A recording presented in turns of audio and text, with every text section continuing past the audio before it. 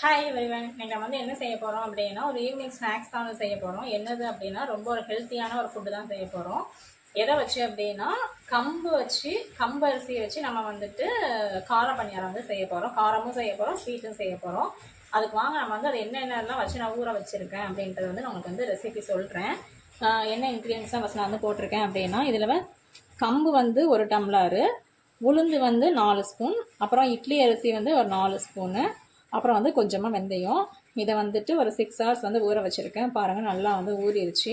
இப்போ இதை வந்து நான் மிக்சியில் அரைச்சிட்டு வந்துடுறேன். அதுக்கப்புறம் நம்ம வந்து அந்த மாவோட என்னெல்லாம் சேர்த்து மிக்ஸ் பண்ணி எப்படிலாம் போட்டு கார பணியாரம் செய்ய போகலான்றதை நம்ம வந்து வீடியோவில் பார்க்கலாம். ஃபஸ்ட்டு வந்து அரைச்சிட்டு வந்துடுறேன். மிக்சி வந்து நல்லா வாஷ் பண்ணியாச்சு. இப்போ இதில் வந்துட்டு பாருங்கள், நல்லா வந்து ஊறி இருக்குது. கம்பு வந்து நல்லா ஹெல்த்தி. கம்மங்கூழ் இந்த மாதிரிலாம் குடிக்கிறத விட அதுவும் ஹெல்த்தி தான். ஸோ கொஞ்சம் டிஃப்ரெண்ட்டாக செய்யலாமே அப்படின்ற மாதிரி கொஞ்சம் கொஞ்சமாக போட்டு அரைச்சிட்டேன். வந்து இதை ஃபஸ்ட்டு அரைச்சிட்டு வந்து காட்டுறேன் உங்கள்கிட்ட. ஓகே ஃப்ரெண்ட்ஸ், நான் வந்து எல்லாமே அரைச்சிட்டேன். இப்போ பாருங்கள், இந்த அளவுக்கு நல்லா வந்து ஒரு தோசை மாவு பதத்துக்கு நல்லா சாஃப்டாக இந்த மாதிரி வந்து அரைச்சாச்சு. இப்போ இதை வந்துட்டு ஒரு கிண்ணத்தில் நம்ம வந்து ட்ரான்ஸ்ஃபர் பண்ணிக்கலாம்.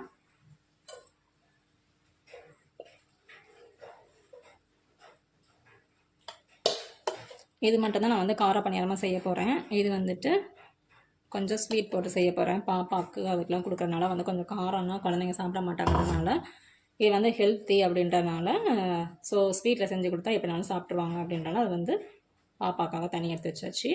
இப்போ நம்ம வந்து காரத்துக்கு வந்து என்னெல்லாம் சேர்க்க போகிறோம் அப்படின்றத வந்து பார்க்கலாம். ஓகே ஃப்ரெண்ட்ஸ், நம்ம வந்து ஃபஸ்ட்டு சட்டியில் வச்சிடலாம். இதில் தான் ஃபஸ்ட்டு நம்ம வந்து வதக்கிட்டு சேர்க்க போகிறோம். ஸ்டவ் ஆன் பண்ணிக்கலாம். சட்டி சூடாகட்டும். ஆயில் ஊற்றிக்கலாம்.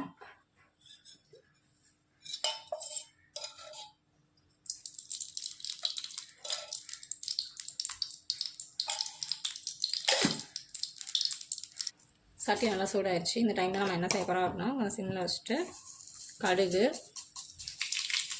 நல்லா பொரியட்டும். அப்புறமா வந்துட்டு ஒரு பல்லாரி வெங்காயம் வந்து கட் பண்ணி வச்சுருக்கேன். பல்லாரி வெங்காயமும் ஒரு பச்சை மிளகாவும் அடுத்து வந்து இதை சேர்த்துக்கலாம். பச்சை மிளகா பார்த்து சேருங்க, எண்ணெய் போட்டோன்னே ரொம்ப நல்லதாக வந்து செடிக்க ஆரம்பிக்கும். பச்சை மிளகா வந்து என்னோட காரத்துக்கு ஏற்ப தான் நான் வந்து 2 பச்சை மிளகாய் வந்து சேர்க்க போகிறேன். சின்னதாக இருந்ததுனால காரம். ஓகே, இப்போ இதை வந்து நல்லா வதக்கி விடணும்.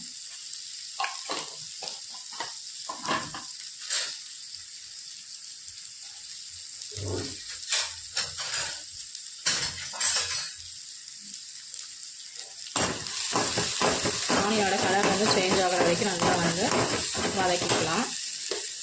இப்போ சிம்மில் வச்சு வதக்குங்க, இல்லைன்னா அடுப்பு வந்து ஆனியன் வந்து கருகிரும். அப்புறம் வந்து கொஞ்சம் கருவேப்பிலை வந்து நல்லா வாஷ் பண்ணி குட்டி குட்டியாக கட் பண்ணி சேர்த்துக்கணும்.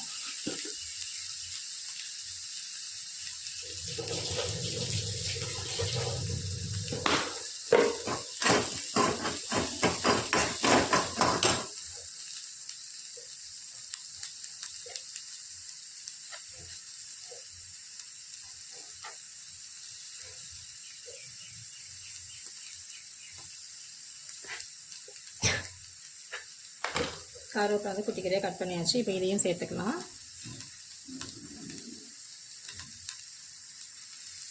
இப்போ கொஞ்சம் நல்லா வந்து வதக்கிக்கிட்டே இருப்போம். நீங்கள் வந்து இதில் பூண்டு, இஞ்சி எதனாலும் சேர்த்துக்கலாம். நான் வந்து வெறும் பச்சை மிளகாய் மட்டும் தான் சேர்த்துருக்கேன். வந்து பச்சையாக போடலாம். அப்படி வதக்கி சேர்க்கும் போது அது டேஸ்ட் வந்து ரொம்ப சூப்பராக இருக்கும். ஸோ அதனால் வந்து இந்த மாதிரி வதக்கி சேர்த்துக்கோங்க. நம்ம பச்சையாக போட்டோம் அப்படின்னா ஆனியன் வந்து கொஞ்சம் முழிச்சிட்டு இருந்த மாதிரி இருக்கும். இது கொஞ்சம் ஆனியன் வந்து நல்லா வெந்திருக்கும்.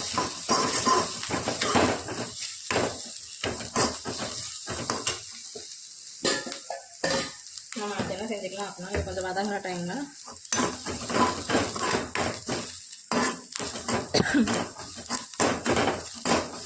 போதும் ஃப்ரெண்ட்ஸ், இந்த அளவுக்கு வதங்கினா போதும். இப்போ இதை வந்து நம்ம அந்த மாவில் வந்து ஊற்றிடலாம்.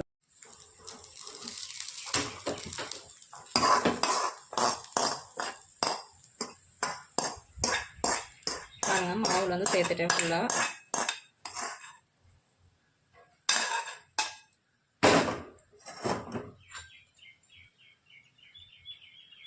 இப்போ வந்து நல்லா மிக்ஸ் பண்ணிக்கணும். நம்ம வந்து சால்ட்டு சேர்க்கலை, இன்னும் சால்ட்டு போடாமல் இருக்குது. கொஞ்சம் உப்பு போட்டுக்கலாம். கொஞ்சமாக தூள் உப்பு.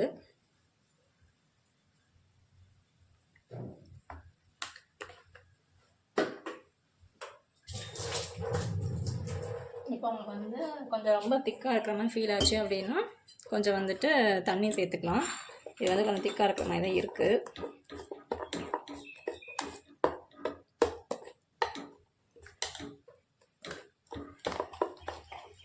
சரி, ஓகே, பார்க்கலாம். இது வந்து இப்போ கொஞ்சம் ஆனியன்லாம் போட்டு இந்த மாவு கொஞ்சம் வந்து நம்ம இப்போ தான் உப்பு சேர்த்துருக்கோம். ஒரு 15 மினிட்ஸ் வரைக்கும் கொஞ்சம் இந்த மாதிரி இதுலேயே கொஞ்சம் ஊறி இருக்கட்டும். நம்ம அதுக்கப்புறமா புளி பணியாரம் வந்து செய்ய ரெடி ஆகலாம்.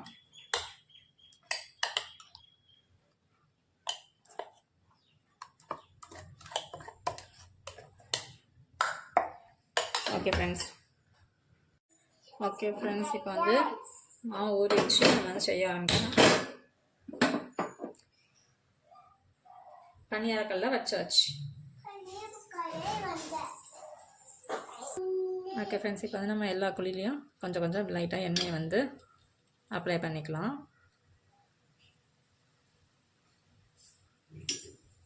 இது வந்து நான்ஸ்டிக் தான், ஸோ அந்தளவுக்கு எண்ணெய் தேவைப்படாது. எண்ணெய் ஊற்றினோம்னா கொஞ்சம் நல்லா வரும். நல்லா வரும், சூப்பராக வரும். ஆயில் சூடாகட்டும். கூட பேசுறியா? ஓகே ஃப்ரெண்ட்ஸ், இப்போ வந்து நம்ம மாவு வந்து இந்தளவுக்கு ரெடியாக இருக்குது. இப்போ அதை வந்து ஊற்றணும்.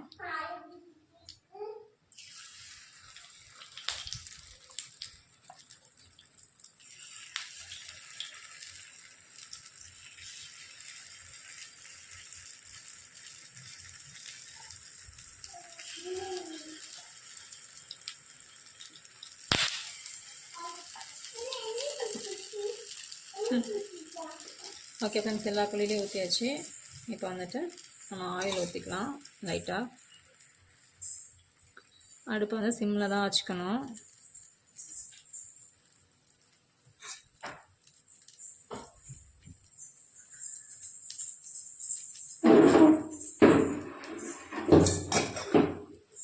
கொஞ்சம் லைட்டாக வேகட்டும்.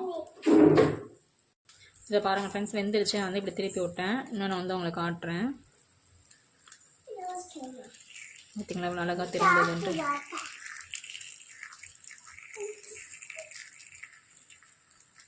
இந்த மாதிரி எல்லாத்தையும் திருப்பி விட்டுக்க வேண்டியதான். எஸ், பணியாரம் செய்கிறேன்.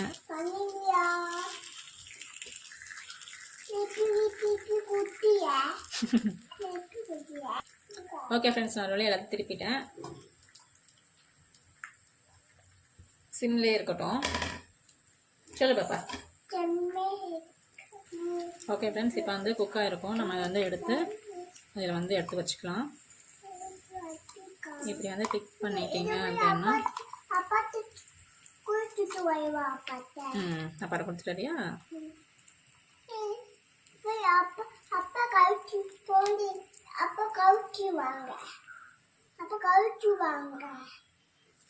ஓகே ஃப்ரெண்ட்ஸ், அதே மாதிரி நெக்ஸ்ட் ரவுண்ட் ஊற்றியாச்சு. இப்போ ஆயில் ஊற்றிக்கலாம்.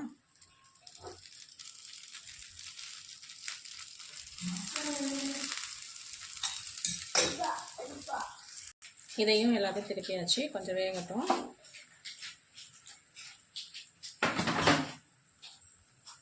ஸ்டவ் ஆட் பண்ணியாச்சு. இப்போ இதையும் எல்லாத்தையும் இந்த மாதிரி குத்தி எடுத்துக்கலாம். குத்தி எடுத்துக்கணும்.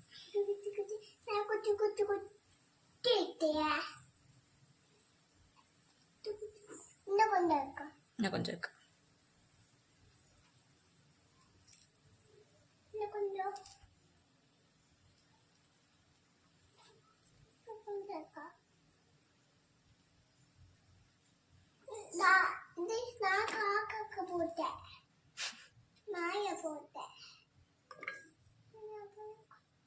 சூப்பரான கார பணியாரம் ரெடி ஆயிடுச்சு.